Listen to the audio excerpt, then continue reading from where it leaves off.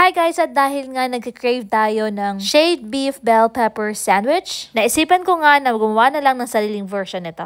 Wow, mema ka. Anyway, simulan na natin. Una, magsutay muna tayo ng onion tsaka mga bell pepper. Pero una, maglagay muna tayo ng olive oil sa ating pan. At kung mainit na yung ulo mo, pag mainit na yung mantika, ilagay na natin yung ating white onion. Pwede rin kayong gumamit ng purple. Ikaw na bahala, sis, ha? Then, i-add na natin yung ating bell pepper na napakakulay. So, meron nga ako ditong bell pepper na pabulok na. Kaya ginamit na natin habang yung iba is medyo okay pa. So, ayan, halu-haluin lang muna natin. So, pag naubusan na ng mantika yung ating pan, magdagdag lang para hindi naman masyadong mag-dry yung ating mga vegetables. Isunod na natin ilagay yung ating minced garlic.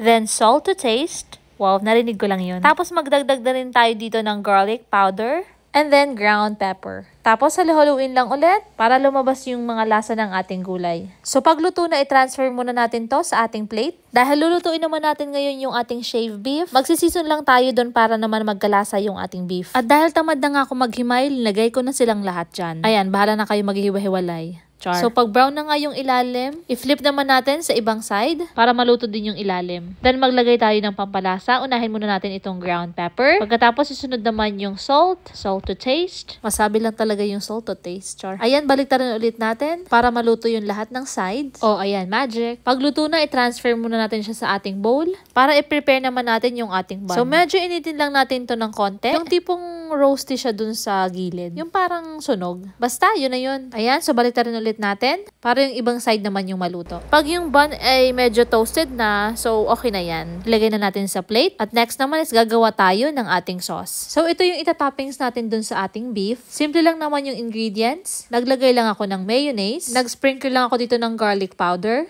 Tapos, lemon juice. Taray, no, nakasasya yung lemon juice natin. Tapos, halu-haluin lang. Then, I added ground pepper. Tapos, mix it well. O, diba? Ganun lang siya kadali. So, ayan, i-assemble na natin yung ating burger. Una, maglagay muna tayo ng ating sauce. Tapos, ilagay naman natin yung ating shaved beef. Then, yung ating bell pepper at onion. Pagkatapos, maglagay ulit tayo ng sauce. And then, yung ating meat. And then, onion again. Tapos, yung ating bun na. O, diba? Ganun lang siya kadali. Charan! O, diba? Looks so good. Pero, syempre, masarap din yan. At nagluto na nga rin ako dito ng fries. Para talaga namang combo yung ating kakainin, ano? So, tara guys, kain tayo!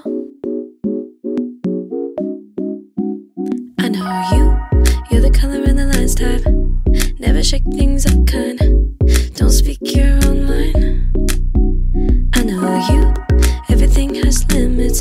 Obey, don't ask questions. And you're the one trying to make me listen.